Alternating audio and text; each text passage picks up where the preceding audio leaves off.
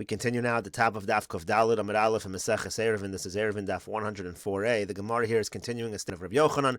Shalosh al shalosh. If a Kohen has a fabric that is 3 by 3 etzbos, and it's talking about in an area where the person does not, where the Kohen does not normally wear begadim, so then chotzitzos. If it's 3 by 3 etzbos, then it is going to be a chatzitzo, or as Rashi says, it's going to be a problem of yisur begadim, of wearing extra begadim. Pachos mishalosh. But if it's less than 3 by 3 etzbos, ein chotzitzos. Then it's not going to be a problem of a chatzitza. It's not going to be a problem of yisur begadim. And the Gemara says v'hainu derava. In that statement of Rabbi Yochanan, in this version of Rabbi Yochanan, again this is a second version of Rabbi Yochanan, is identical to the statement of Rava Amar Rav Chisda. Of Rava, with the same thing that Rava said in the name of Rav Chisda.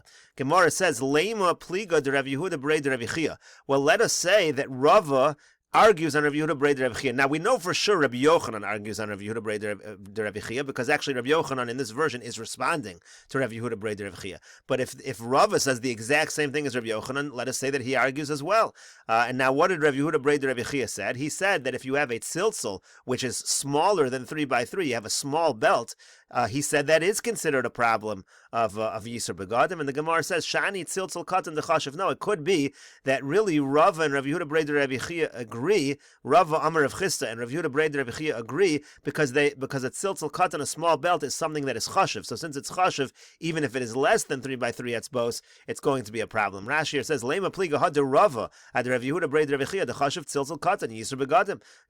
Would he also say that a Tziltzal Katan is a Yisur Begadim? And the Gemara says Shani Tziltzal Dechashiv Ikol Meimar Demode Barava. Maybe Rava would agree with Rav Yehuda brei de Rav Chia. Avol Rabbi Yochanan Polig. We know Rabbi Yochanan is arguing the Ha'ala Koyu Polig, because Rabbi Yochanan is going on that statement and he is arguing. So the Gemara now says, well, Rabbi Yochanan. So according to Rabbi Yochanan, Adashminon Gemi. Why teach us in the Mishnah the case of a reed?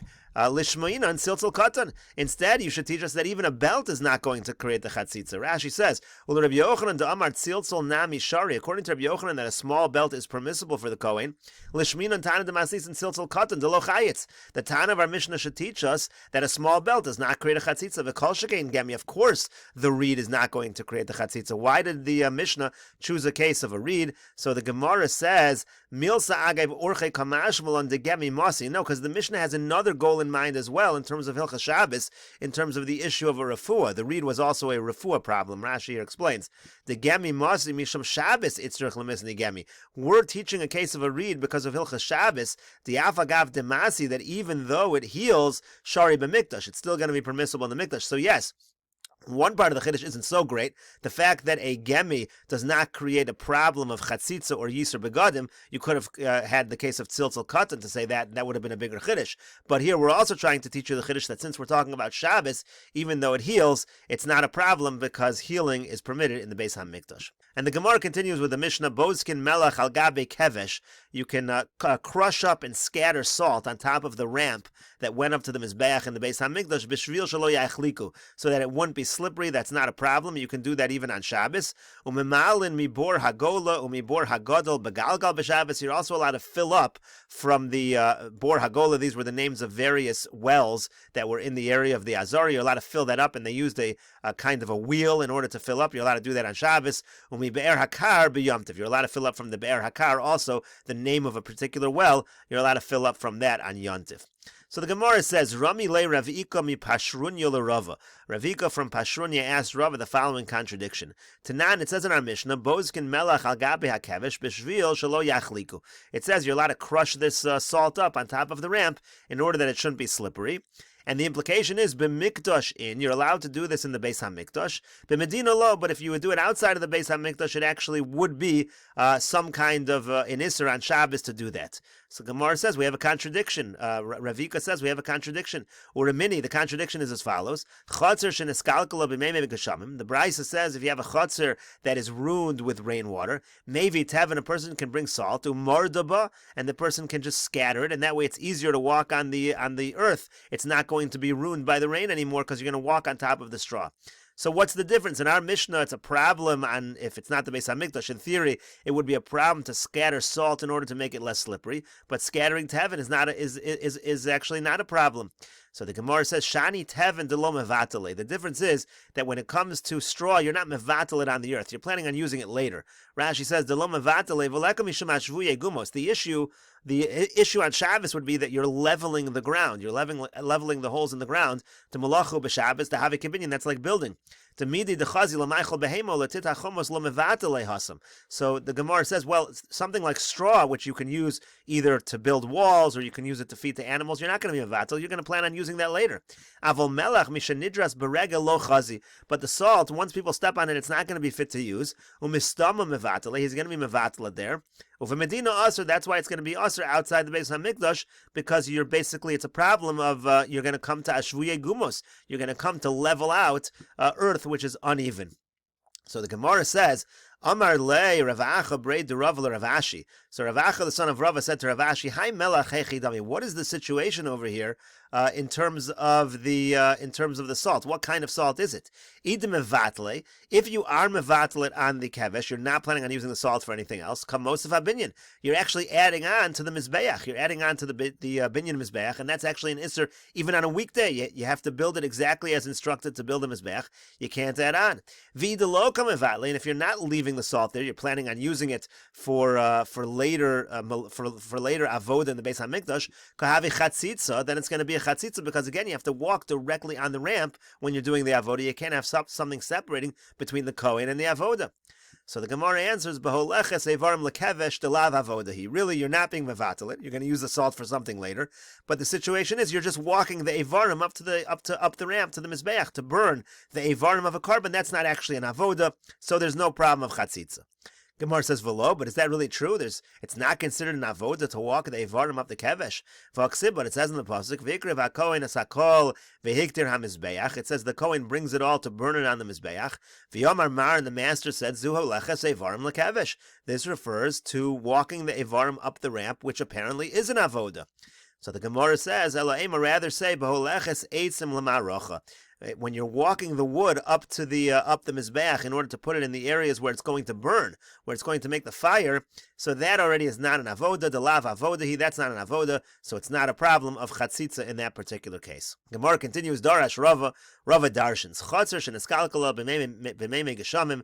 You have a chatzar again that gets ruined with rainwater. Maybe teven umardaba. You're allowed to bring straw and scatter it in the chatzar on Shabbos, not a problem. Amar le Rapapa l'Rava. Rapapa said to Rava v'atanya, but we learned in a brisa, kishu marda eino marda lo besal v'lo bekupa. You're not allowed to scatter it with a basket, with a box. You can't scatter it in the normal way that you do it on a weekday. Ela b'shulei kupa. You're only allowed to do it through the bottom of a box, like a broken box. So you see, you're supposed to do it in a way that's not uvda dechol. That's not the normal way to do it on a weekday. So it seems incorrect what Rava said. Rava seemed to say you could scatter it in the normal way. Hadar ukim Rava amora aleh. So then Rava retracted and had an amora say in public as follows: V'darash, and he darshaned as follows: Devarim shamarti lefnechem tosein biyari. That which I said to you was a mistake. Baram, rather kach amru mishum Rabbi Eliezer. So they said in the name of Rabbi Eliezer. Uchshu marda ino marda lo b'salva lo b'kupa lo b'shulei kupa. When he scatters it, he shouldn't use a basket or a box, only the bottom of a box. And the Mishnah said, "Memalin mibor hagola." You're allowed to fill up again from these various pits and wells that were in the area of the Beis HaMikdash. Ula ikla levei Rav Menashe. Ula went to the house of Rav Menashe. Asa gavra tarav abavan. A particular person came and knocked on the door. Amar. So he said, "Man hai leischil gufa idkamachale l'Shabbos." So who is this guy who's knocking and making sound on Shabbos? And that should be usher. He's being mechal Shabbos. Amrle Rabba. So Rabba said to him, "Lo asr ala kol shel shir." It's not true. It's not usher to knock on a door on Shabbos. It's only usher to do a sound which sounds pleasant like a song, but just a random sound is not usher on Shabbos. Eisvei Abaye. So Abaye asked on that, Malin b'diyufe matifin miyarik l'chol b'Shabbos. So it says you're allowed to take a siphon and you kind of suck up the liquid, or you drop droplets of water for a sick person on Shabbos. The Gemara here Abaye assumes that the idea of the brisa is you're using the sound in some way for the sick person. So lechola in lebari lo. You're allowed to do this for someone who's sick. Apparently, you're not allowed to do it for someone who's healthy. Hechidami, what's the case? What sound is this thing producing?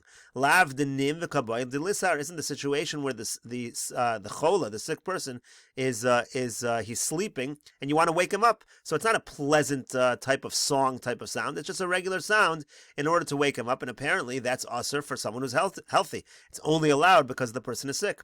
Shmamina olode kala usher. You see that making any kind of sound is usher. So the Gemara says, no, that's not the case. The tier of a kaboy delaynim. The case is the sick person is awake, and you're trying to use the sound to help him fall asleep. The mishtama kikola de zimzume, that's a pleasant kind of sound, and so therefore everyone would agree that would certainly be usher.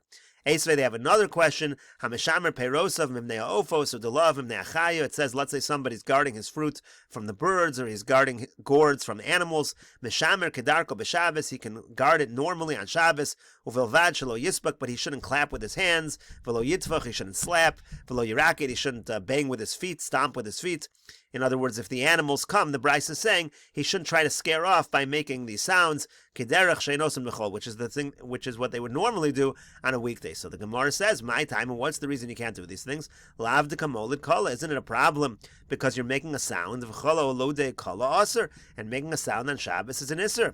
Gemara says, no, not necessarily. The real issue over here is we're afraid you might pick up a pebble and throw it at the animal, and that, of course, would be asur on Shabbos. So the Gemara says, but what about that which Rav Yehuda said in the name of Rav? Women on Shabbos are not allowed to play with the nuts. They used to have games where they would roll the nuts to see if they would bang into each other. So why is that asur on Shabbos? My time, isn't the issue that they're making noises? And if it makes noise, it's asur. You have another proof from this statement of Rav that it's asur to make any kind of sound on Shabbos. Gemara says, no, dil masi lashvi egumos. The real issue is they're going to want a flat surface to roll these egozim on, and so we're afraid they might end up smoothing out the earth. That's the actual prohibition.